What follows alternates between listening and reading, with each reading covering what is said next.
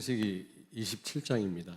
새로 임직받는 중직자들, 지금 현재 중직자 되시는 분들을 꼭 기억하셔야 돼요. 여러분들의 그 이유 없는, 조건 없는 그 헌신이 영적 분위기를 바꿉니다.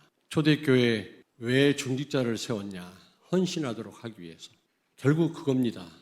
말씀이 흥왕했다 그랬거든요. 그러면 끝나는 것도 아니겠습니까?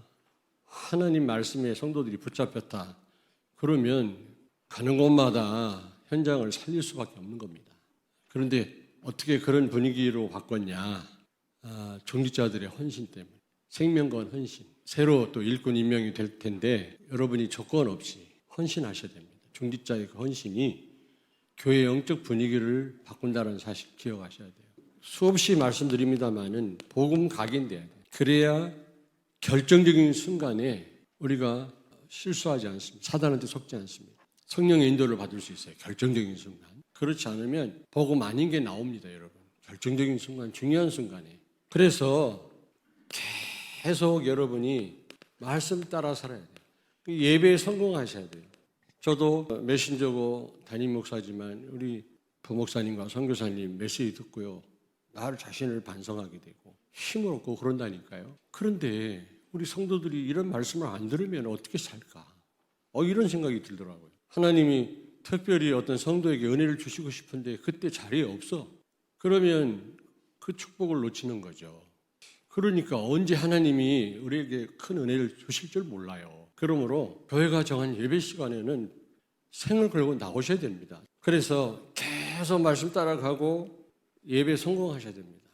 오늘 이삭을 통해서 우리가 우리 자신들을 한번 점검하고 또 하나님의 음성을 듣게 되기를 바랍니다. 이삭이요, 그리스도 체험했죠. 탄생부터 그렇습니다. 출생부터 그는 하나님의 능력으로 태어났거든요. 로마서 4장 19절 22절을 같이 읽습니다.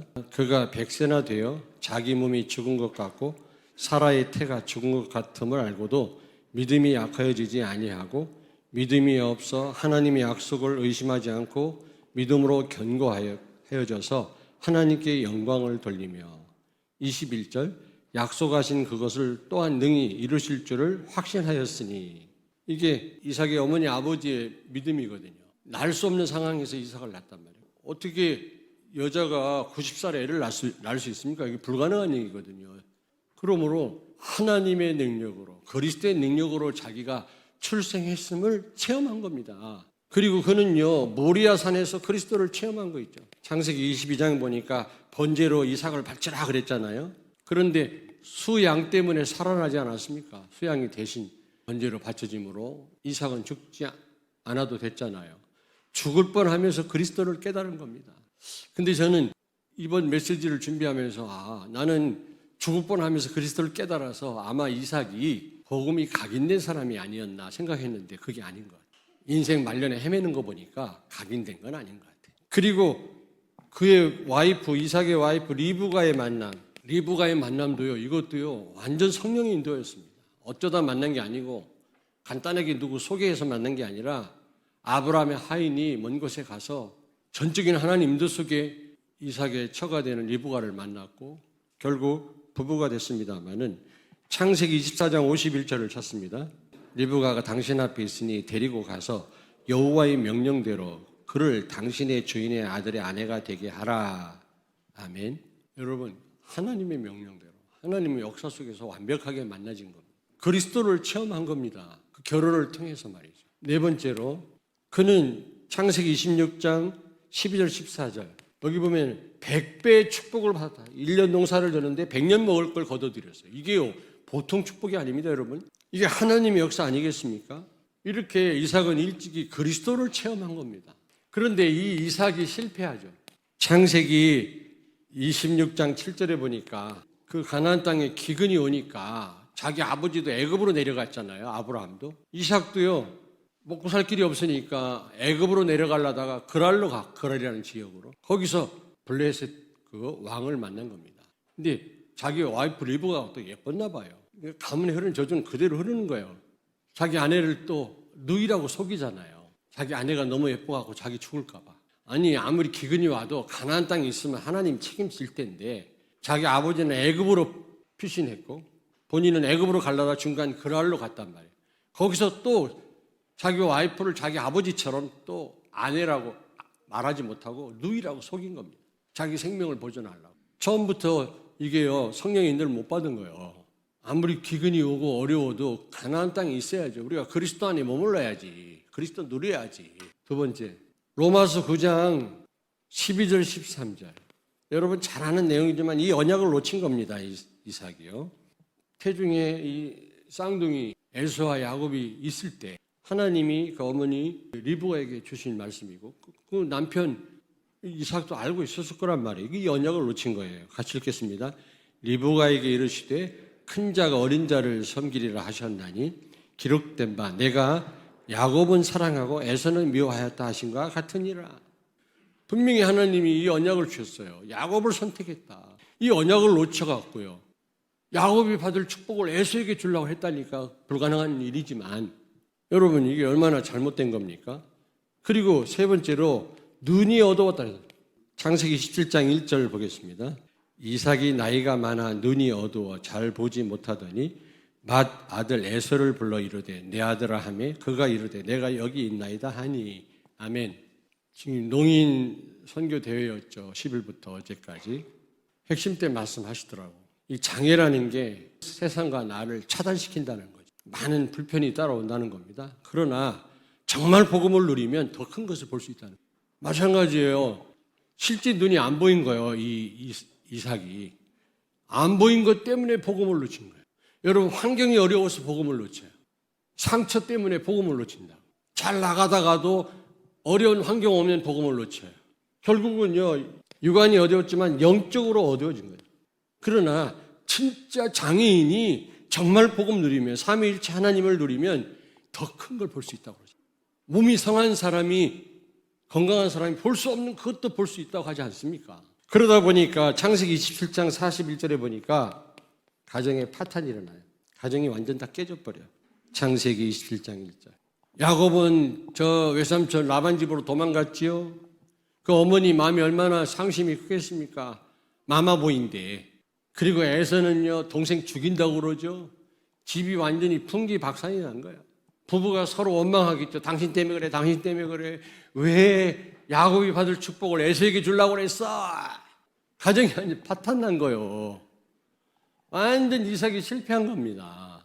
그러면 우리는 어떻게 해야 되겠냐? 우리는 오늘 이삭의 삶을 통해서 배워야 되거든요. 복음으로 각인돼야 돼요.